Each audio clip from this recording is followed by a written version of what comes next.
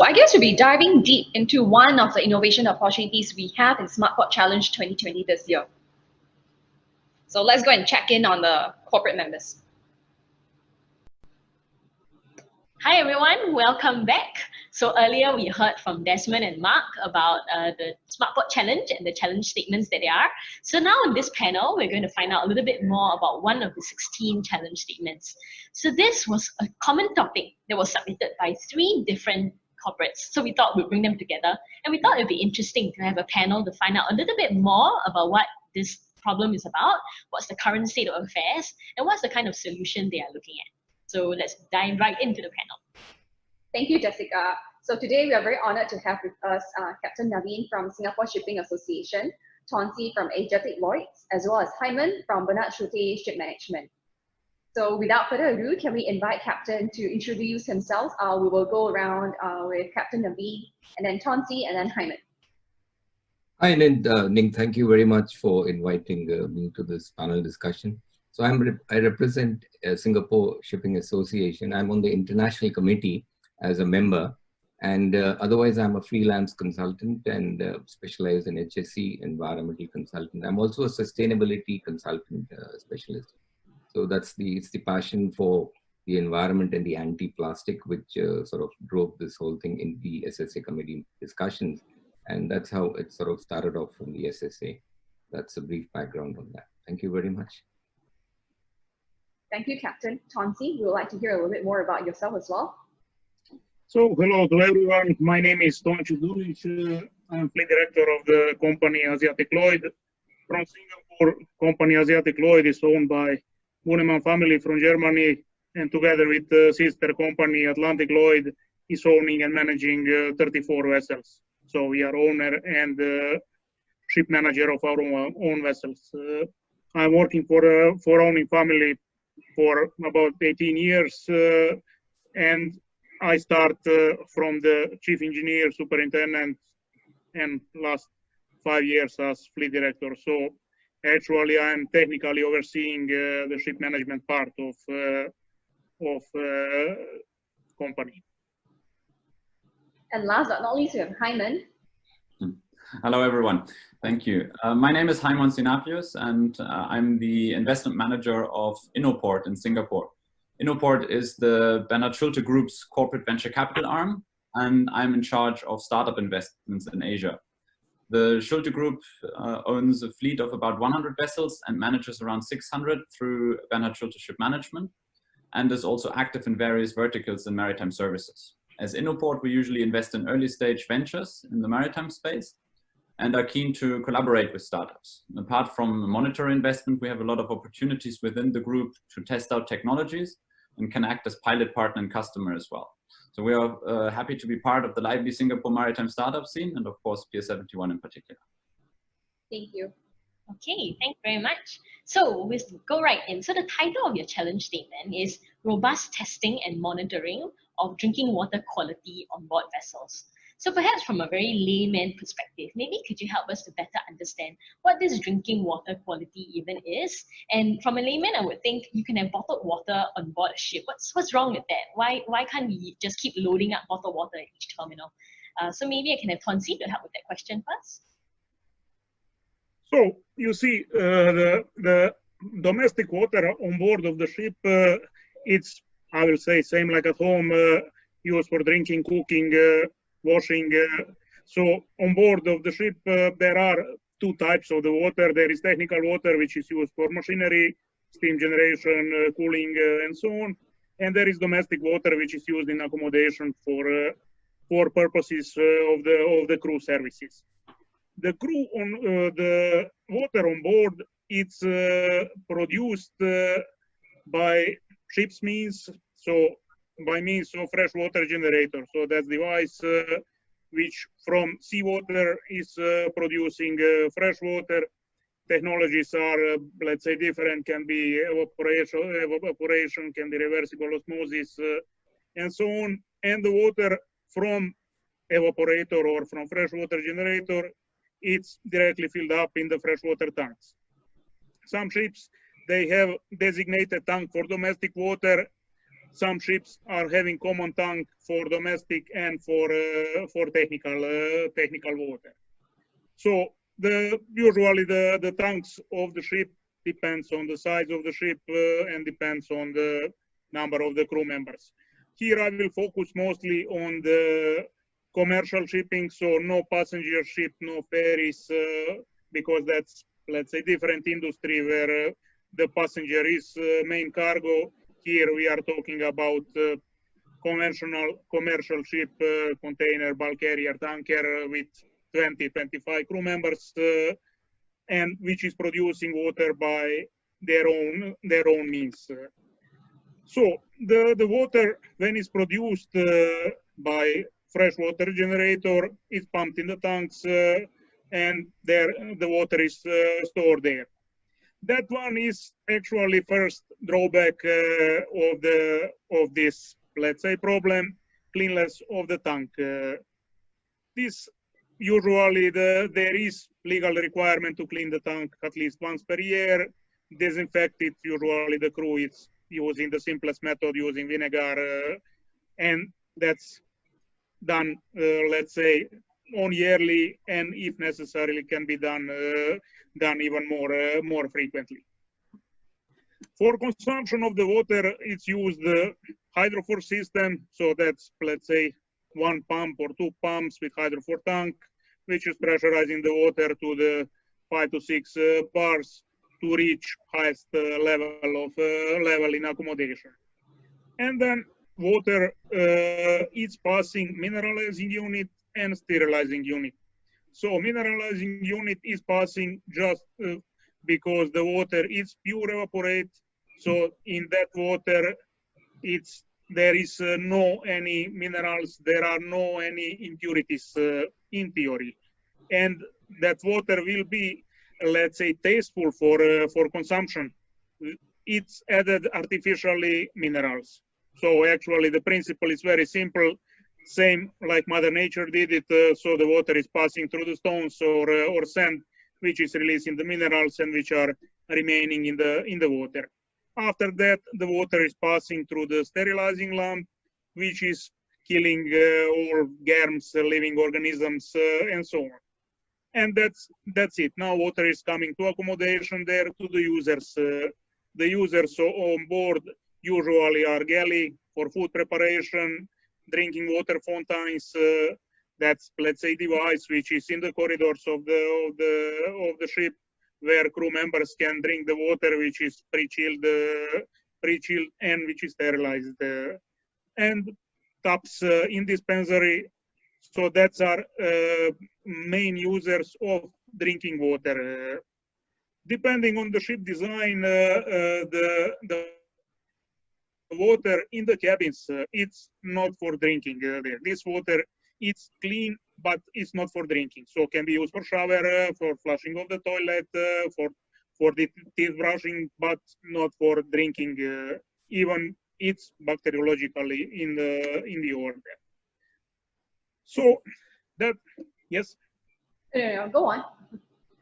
So that's production of the water, but sometimes production of the water on board of the ship is not possible because devices or system is out of order or under maintenance.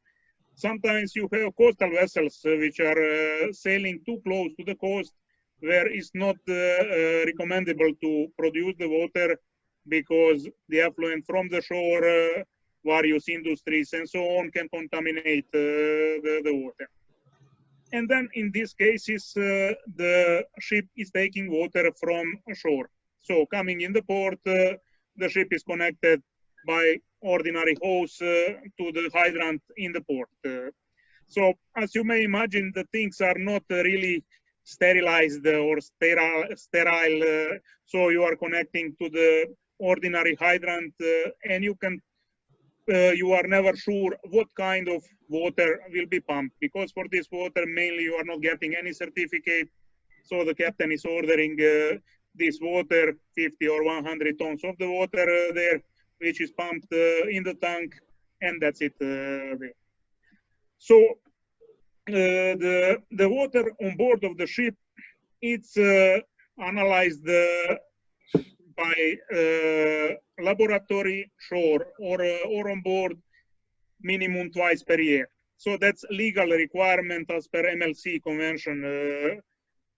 Some companies are doing it more frequently. Our company is doing it quarterly, but we find it insufficient there, because even if somebody is doing this analysis every month, you never know what kind of water you produced. You never know what kind of living organisms start to multiply in the water, in the tank, in the pipeline, in the hydrophore unit, and you never know if your sterilization unit, like sterilizer, is efficient enough. And these are reasons why most of the owners opt for the supply of the water in the bottles, plastic 1.5 bottle, 1.5 liter bottle, to be on safe side. Right. There are drawbacks, because if you are, let's say, calculating that ordinary person can drink 3 to 4 liters of water per day, which means, let's say, 2.6 bottles per day per person. I will say seaman is drinking 4 liters because it's working hard in the engine room where it's hot, it's working on the deck where it's hot. So let's say 4 liters of the water per day means 2.6 bottles per day. When you see on the ship 20 crew members, that means 53 bottles. When you add something for the galley and so on, you are coming up to about 60 bottles per day. Well, that is a very big problem. It looks like Yes. I mean, water is essential, right? Although the vessel's traveling on vast amount of water in the ocean, that doesn't guarantee us fresh water and potable water, and that is something that is very astonishing to me. But I want to ask Captain though, is this problem? I'm sure this problem is not just plaguing Asiatic Lloyds. I'm sure you've heard from other members of Singapore Shipping Association as well, lamenting the same problem. But with the bottled water, even though it ensures some kind of a supply of potable water to the crews, but I'm sure it poses other challenges as well. Otherwise, we wouldn't have Asiatic Lloyds or Bernhard Schulte Shipmanagement reflecting that this is actually a problem itself, or like they're actually looking for a solution to this problem. Hey, hi. So I think we just need to go back about 20 years in time and go up to about 2001. So till about 2001, 2002, all merchant ships, used to consume water from the tanks. I mean, like Tomsi's there, he's consumed water from tanks. I've had water from tanks in all my sailing days, 17 years. So we drank the tank water. And as Tonsi said, as he's a marine engineer, every ship had a purification system, which is, they pass through the ultraviolet filtration, etc., etc. And we get good, clean, mineralized water, which is, even if it's generated on board, you need to mineralize it. And we used to get that. So somewhere around 2001, 2002, there was a shift. And that's where gradually the seafarers started realizing that they need to pick up some water from the bottles, that is the plastic bottles. And with that, what happened is the tanks which used to be clean, the purification system which used to run well, that gradually started getting a backseat. They were neglected by ship owners and ship managers. So something that was already functioning till 2001, 2002 started getting neglected by the ship managers and even by the classification societies. They also did not ponder over this. And eventually there came a time that the tanks were not clean enough to have water which could be consumed as potable water. So the water that was coming in from the ports that was procured or whatever was being generated was being used to wash, for your bathing purposes and for washing, etc., but not for drinking. So eventually what you needed for drinking is you need to get it, in the, what you call, the mineral water bottles. And so that was a tendency. Now that has, over the last 18, 20 years, become a practice. And now today the shipping companies are, when they pick up water from the ports, that's mainly for washing purposes or for bathing, but not for drinking. So drinking water is, it's now a foregone conclusion. Majority of the ship owners are taking water in plastic bottles because that's a safe bet for them.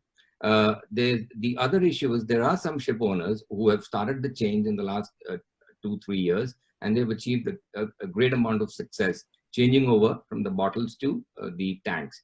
Of course, this requires a bit of mindset because the seafarers have got used to drinking water from the tank, so they believe psychologically that the water on the bottles is safer and the tank water is not clean. So there's a psychological factor which needs to be addressed, and there's a technical factor which is the water part. The water has to be portable. It should be term portable. It should be tested, and people should be confident that they can have this water safely and that this water is better than the bottled water. So there are two parts. So right now, the key issue is that some of the companies do have test kits on board, and they do carry out tests. Some of them are doing it on a monthly basis. Some are doing it on a quarterly basis. Some flag states like Norwegian flag state, they have got a requirement which states you have to do a test on a monthly basis. In fact, Norwegian flag state has also got certain regulations that you have to carry out the following test. I think they have something like 8 chemical tests, and they have a microbiological test for testing for some bacteria, and then they have a physical test. So you need to carry out that test.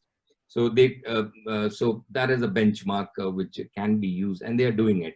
But most of the other flags do not have anything specific on this issue. This is very interesting. So for the ones who test monthly, right, you're saying that is that kit like some kind of a point of, like you just use this simple strips and you test it that they supply on every vessel that they have, or is it something that's very, very specialized? You need some kind of machine, or I'm thinking about, is it like a pregnancy test kit equivalent, or is it something that you need like a machine to test? Yeah. No, it's not like one of those strip tests which you just put or something like that. So it's a little bit more, because there are actually 3 different tests which need to be carried out. One is the physical itself. That means how does the water appear, how does it smell, etc. Then there's a chemical test, which is the chlorine content, the pH value, and things like that. There are about 4 or 5, including iron. Then there is a microbiological test, which requires certain tests, whether you have E. coli or any other bacteria which is harmful. So there are, I think, about 3 or 4 on the bacteria side. So these tests will not be done by a strip, but there's a kit. So the chief engineer on the ship is capable of carrying out these tests. And many of the companies have adopted this, and they actually carry out the test and post the results, on the notice board. Well, this is an interesting problem. So it first started off with vessels having their own filtration system. Then it got abandoned because there was somewhat lowered confidence. The bottled water came in, it was convenient, it was sure, confirmed, can drink, it's potable. But now it becomes a challenge, and it becomes increasingly difficult to go back to using a filtration system, because probably the system is not used for a long time already. So it's been that way, right? And we are trying to go back to using it. But then you also want some kind of assurance that the system's robust. Perhaps you want more new features to make sure that people can go back to using it confidently. But I think we're also interested to know from ship management companies what exactly is the drive to solve this problem. Perhaps we can have Hyman share with us, from that perspective. Sure. There are, of course, various aspects to this problem statement. And for one, is, of course, that the safety and well-being of our seafarers is our greatest priority. And one of the basic requirements is to provide them with clean and safe fresh water. So for drinking, as it has been mentioned, we currently provide them with bottled water, as the bottled water quality is not monitored constantly, but rather by external labs in regular intervals. And that is, of course, a mindset issue as well. But tap water on board the vessels is also used for washing hands, showering, etc. And we as ship managers have, of course, the responsibility to ensure that the water quality is always good. And therefore, constant monitoring will be something very beneficial to our operations. Following from providing bottled drinking water is the problem of plastic waste. The water comes in single-use plastic bottles, all of them. Hence, we generate a vast amount of plastic garbage, as Tonsi mentioned, which would not be necessary if we had the possibility to have a drinking water dispenser at different areas in the ship and reusable bottles. And we as Bernhard Schulte want to be on the forefront when it comes to reducing plastic waste on board. And this should be one of the next steps. So on top, the growing concerns about single-use plastic trigger also regulatory restrictions, which of course we need to adhere to as well. So to summarize our motivation and the drive behind it, we need and want to provide seafarers with high quality drinking water, safe water for showering, and the galley of course as well. And at the same time want to reduce single-use plastic to support the environment. And can we perhaps find out a bit more about what the solution should do? So I think you've hinted at that it should be constant monitoring, but maybe are there other things that the solution should have? Like perhaps should there be some kind of an alarm system that goes off if it's past a certain level of I don't know, microorganisms in the water? So maybe can we have perhaps Tonsi to take that question? Maybe your top 3 wish list that this solution can deliver. I would like to add, before I explained the wish list, how serious problem of plastic is. Before I mentioned that every crew member is consuming 2.6 bottles per day. And assuming that there is in the world around 1.6 million of seafarers, that's one rough figure there. So when you add that maybe 70% of them, they are active at the time of calculation, multiplying 2.6 bottles per day by 365 days in the year by 1.2 million of seafarers, and assuming that the plastic bottle can be shrink at 10% of the volume when you are compressing it there. At the end, the seafarers yearly are generating around 170,000 cubic meters of the plastic bottles shrink at 10% of the volume. 170,000 cubic meters, that's size of one Cape-size bulk carrier. So that's just in addition to see how serious problem is from ecological point of view. But now coming back to the question and the wish list. Yes, the system must be robust because the water should be checked from microbiological side, so living organisms, collies, and so on, but also from the chemical point of view. So the device ideally should be installed on the system, same like the sterilizer is installed on the system, supply system. Device like this should be also installed. And ideally, device should have simple function on-off. So when any of parameters, which are, let's say, by World Health Organization, defined as minimum criteria for the potable water, when any parameter is exceeding the value, that water supply will be shut. That's a very simple thing. Yes, alarm function, it's possible. Alarm function, it's recommendable. But to be 100% sure that the things will be fail-proof, then the shutdown of the water supply should be performed. And until the things are not rectified, yeah, unfortunately, the drinking from the bottle will be again. So that's let's say how the system should work. I guess will be not easy to design this because so far nobody come to that point. But to be on safe side and that the person drinking water on board will know at every moment that this what he is drinking is fit for use, same like when he's opening the plastic bottle, that he is sure that somebody in the factory which filled up this bottle was checking it, filling up by the standards required, same to happen on the ship. That's interesting. What about Captain? Do you have the same wish list, or is there something else that you wish this solution could do? Yeah, just a few things what the earlier was said about the bottled water. There's a Channel News Asia study, and there's a report on Channel News Asia which has carried out 250 50 bottled water samples, and which clearly mentions about the presence of microplastic. And these are top brands, you know. I mean, like it's there in my paper which I've written. Top brands like Aqua, Aquafina, Dasani, Evian, Nestle, etc. I mean, the top brands have this microplastic. So this is a Channel News Asia which I've published in the paper, The Plastic Epidemic, in which it is quoted there. So, so the fact is that, and the other thing which comes to it, that it may not be possible to have something like a cutoff, you know, like something which rings up and which stops the water supply. Because if you look at it, in a typical scenario in Singapore, we get the water from the tanks and we consume the water.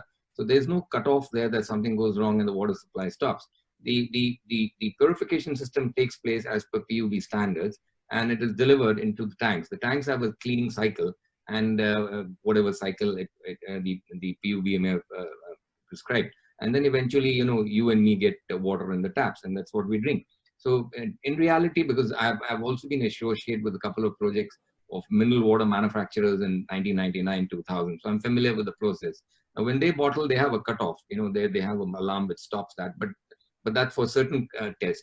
So right now, I think what we need is not necessarily a cutoff, but we need an examination as a monthly basis or something like that on the ship, which is being there, which is some companies have it. We just need to get it in place in some sort of a regulation so that companies do it, you know, overall, in the sense that this process of changing over from the bottles to the tanks will not happen overnight, not because of technology, but because of the mindset of seafarers. It can take a couple of years before they can actually start changing. So there's that issue. And I think you did mention something about passenger ships.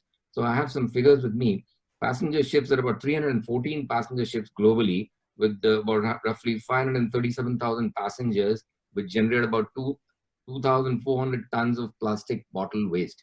And from the ships, that is the merchant ships that we have, which are close to about, we generate something like 7,900 metric tons of plastic waste only from bottled water every year. So there's a huge quantity of plastic waste that is being generated. And there's another very interesting thing, which is the Bottled Water Association says that only 23.4% of the bottles are recycled. The rest of it goes in perhaps anybody's guess where it goes. And so there's a lot of it circulating into the oceans, you know, which is contaminating, which is a concern. And coming back to your question was on the regulation side. I think we just need to have, this PUB has already got a regulation, which is as per WHO, but that's very intense because they're supplying water to millions of residents in Singapore. So basically, and a water expert, you know, needs to sort of define which are those a few elements which we need to test on the ship, which is dissatisfactory, you know, in sense. And then at the end of the day, ships will be getting water from the port, you know, whichever port. So the port authorities need to have some standard. So once that water is delivered on the ship carries on their purification and test and delivers it to the user. Okay, thank you. So we've heard about what the expected solution should be like. Maybe we can also look from another angle, which is what are some of the potential adoption challenges that there could be that a startup should bear in mind when they think about having a potential solution. So I think it was hinted that psychologically that may be one of the barriers, or regulatory. So what are some of these adoption challenges? Maybe I can have Hyman to think about the question. I guess maybe from a corporate perspective, because you'll be the one adopting the solution. Sure. Yeah, I mean, this of course depends a bit on what the solution will look like that the startups propose. And I mean, what we've heard today, there will be sensors involved, and if there's a sensor and device in the central supply pipes, this obviously would have to be used and monitored by the technical crew. So generally, the operation of the system and the basic troubleshoot would need to be handled by the engineers. Even repairs and regular service could be done when the ship is in port. So there obviously would need to be training, need to be collaborating the corporates and the startups for this to work effectively. I mean, the main thing for the solution, I think, is that it can be retrofitted as also even more contamination in the piping, etc. especially because of that, since it's not only the tanks, but also the piping that can carry bacteria and the likes. Another solution might be to also have water sensors only on the tank or the central supply pipe. At least for, let's say, several water dispensers or the galley. For example, a green light showing safe to drink and a red one raising alert that something is wrong. So depending on the complexity of the system, the servicing, of course, needs to be done by external parties, but this should be discussed when we hear the startups' ideas. Right, Captain, do you have anything to add on to what Hyman mentioned as well? Any extra challenges or anything? Yeah, of course. You know, the thing is that the ship owners need to also understand that there is a financial saving for them. They can save about something like 10 to 12,000 US dollars per ship per year. So if they've got 10 ships, you've got about $120,000, $130,000 a year per for the 10 ships. And in that $130,000, they can conduct 3 cruise seminars globally, you know, and invite the crew for training, etc. So there's a huge amount of money that's because there's a huge cost they pay in procurement of bottles, and there's another cost they pay for disposal of bottles. And so there's that cost, and they can save money because the cost of water is just $10 a ton.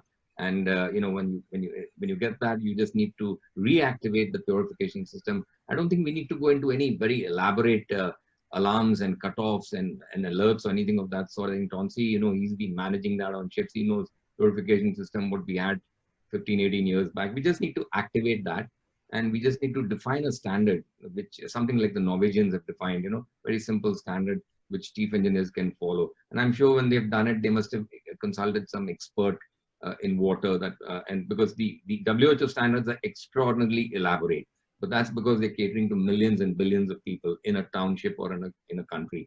So their standards are different. But for a ship, you know, when they're getting water from shore authorities, which is already clean, or generating on board, which is already sort of in deep waters clean. So these standards can be minimized, the test standards. So this sounds like a huge industry problem that has a lot of potential with a lot of corporates. And as a startup undertakes this journey, it'll probably be quite a difficult or long one rather. Maybe can we find out from the corporates what are some of the support that you would give to startups in this journey now, and also perhaps later on if they are awarded the Pier 71 grant, what kind of support can they expect? So I think anyone can take this question, but maybe we can start with Tonsi first.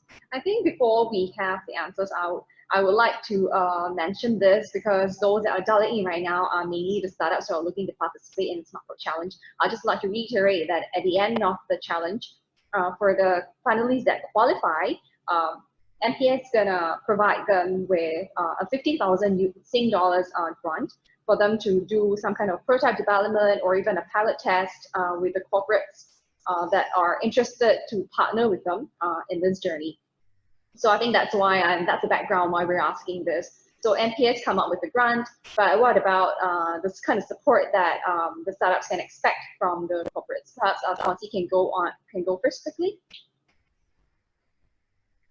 So what the startup can expect from us, Asiatic Lloyd? First of all, in development stage, they can get from us all kind of technical expertise there. So we are ship owner, we are ship manager, so we know how the system on board is functioning, and we know what should be result of it. So should be very simple for installation, should be affordable price, and should be something which is reliable with the results. So we can guide the startup in that respect. After the prototype is done, we are offering test bed on our vessels. So if startup is from Singapore, there many of our vessels are calling Singapore. So the things can be installed, things can be tested, and our crew will be willing to participate in the test. And at the end, there is also financial part there, depending on circumstances. Co-investment is always one of the possibility. So that's what Asiatic Lloyd can offer. From Hyman, this kind of support that they can expect from Bernhard Schulte Shipmanagement as well as Innoport perhaps? Sure. Yeah, I mean, speaking from a CVC perspective, there's of course always the interesting, challenging part of collaborations between startups and corporates. As a corporate, we of course need a practical, cost-efficient solution that can solve our pain point here. And startups hence need to present pragmatic solutions that address the challenge specifically. And here we encourage out-of-the-box thinking for that, of course. We are certainly eager then to support startups that provide solutions to this challenge statement and are prepared to do so in various ways. We, of course, with the fleet that we manage and own, we have a great deal of expertise within our organization, and our technical colleagues will be there as sparring partners for the startups or for discussions on how a solution can be made workable. This may be especially helpful for startups that do not have a lot of experience on board vessels. Furthermore, with 600 vessels under management, we have frequent port calls in Singapore and can provide fairly quickly test bedding facilities for startups. And then lastly, with Innoport, we also have a dedicated vehicle to invest into interesting startups and provide them with the necessary guidance to build a business from the pure idea. Thank you very much. We've had a very interactive session today, and this is definitely a challenge statement that is interesting for the startups to take part in because it's massive, not just in terms of the scale of the problem. I mean, we have a lot of vessels that require, we have so many crew members or seafarers that are on board the vessels, and there are so many vessels that are traversing across the oceans every day. So there's also great financial gains because for the corporate, if it saves money, if it saves lives, if it saves the environment, it's those big three reasons. So the startup should definitely look into it. And with the Smart Port Challenge prototype grant or pilot project grant, there's more reason to participate, and there's great support from the corporates as well. So this is definitely a challenge for those startups that are looking at this problem to tackle. And it's only one of the 16 that we have in Smart Port Challenge 2020. So, but before we sign off, I'd like to thank Captain Naveen, Chauncey, and Hyman for jumping into this call with us today. Thank you very much for spending time with us, and I really hope that we will see you very soon in person in one of our Pure 71 events. Hopefully, maybe in the grand final this year. Fingers crossed, though. Thanks, everyone. Yeah. Thank you. Thank you. Thank you. Thank you very much. Bye.